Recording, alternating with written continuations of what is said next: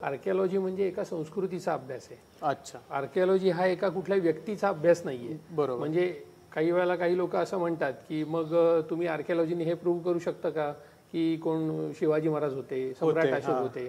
आता ते व्यक्ती प्रूव्ह करणं हे खूप अवघड असतं. याचं कारण मग त्या व्यक्तीची काही स्केलेटन मिळायला पाहिजे, बोन्स मिळायला पाहिजे किंवा वस्तू मिळायला पाहिजे त्याच्या.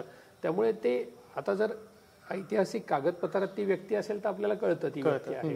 पण आपण कागदपत्र जेव्हा नव्हती त्याच्या आधीचा जर आपण अभ्यास केला म्हणजे अगदी सम्राट अशोकाच्या काळातला वगैरे केला तर त्यांचे शिलालेख आहेत.